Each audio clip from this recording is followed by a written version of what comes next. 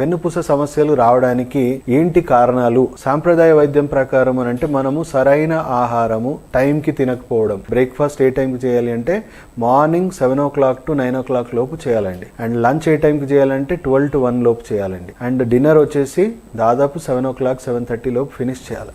ఎందుకు ఈ టైమింగ్స్ చెప్తున్నాను అంటే ఆ టైంలో మన శరీరంలో జఠరాగ్ని అనేది తయారవుతుంది. అంటే మీరు తినే ఆహారాన్ని డైజెస్ట్ చేయడానికి ఒక శక్తివంతమైన అగ్ని అనేది మీ డైజెస్టివ్ సిస్టంలో ఆ టైంకి అవయవాలు మీకు అది రిలీజ్ చేస్తుంది. అయితే మనం ఆ టైంకి తినకపోవడం వల్ల ఆ వేడి మొత్తం కూడా జీర్ణం చేసుకోవడానికి యూజ్ అవ్వాల్సింది ఆ వేడి మొత్తం మీ కండరాల మీద, మీ హార్ట్ మీద, మీ వెన్నుపూస మీద, మీ బ్రెయిన్ మీదనో తగలడం జరుగుతూ ఉంటుంది. దీర్ఘకాలికంగా ఆ వేడి తగిలి మీ వెన్నుపూస లోపల నుంచి అరుగుదల క్రియేట్ అయ్యి డిస్క్ డ్యామేజ్ అవ్వడం, ఆ గ్యాసెస్ వల్ల ప్రెషర్ క్రియేట్ అయ్యి డిస్కులు బయటికి రావడము, లేకపోతే కంటిన్యూగా ఆ వేడి తగిలి అరిగిపోవడం వల్ల అంటే ఫ్యూజ్ అయిపోవడము అనేది జరుగుతూ ఉంటుంది. యాసిడిటీ ప్రాబ్లమ్స్, టైంకి ఆహారం తినాలి అండ్ ఎలాంటి ఆహారం తింటున్నాం అనేది కూడా చాలా ఇంపార్టెంట్ అండి. కూల్ డ్రింక్స్ తాగడము, లేకపోతే బర్గర్లు, పిజ్జాలు లాంటి ప్రాసెస్డ్ ఫుడ్స్ తినడము, జంక్ ఫుడ్స్ తినడం అనేది చేస్తున్నాం.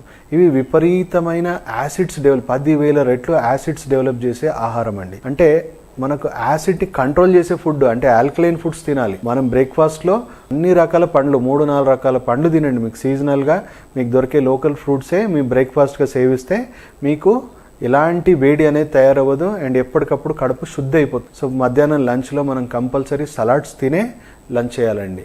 డిన్నర్ కూడా కంపల్సరీ సలాడ్స్ తినే డిన్నర్ చేయాలి. ఇంకొక కారణం చెప్పుకోవాలి అని అంటే విపరీతంగా బండి నడపడం, లేకపోతే బరువులు ఎత్తడం. ఇప్పుడు ఇలాంటి సమస్యల వల్ల వెన్నుపూస ఆల్రెడీ మీది వీక్ అయిపోయింది. దానికి తోడు మీరు అధిక బరువు, లేకపోతే మీరు బరువు లేపడమో, లేకపోతే మీరు ఎక్కువసేపు కంప్యూటర్ల ముందు కూర్చొని స్ట్రెయిన్ అవ్వడము, అలాంటి కొన్ని రాంగ్ యాక్టివిటీస్ వల్ల అంటే ఎక్కువగా మెత్తలు వేసుకోవడము, దానివల్ల ఆల్రెడీ మీ వెన్నుపూస డ్యామేజ్ జరిగింది. ఆ జరిగిన డ్యామేజ్ని ఇంకా మీరు అన్నెసెసరీ ప్రెషర్ క్రియేట్ చేసి ఇంకా తీవ్రమైన డ్యామేజ్గా తీసుకుంటున్నారండి.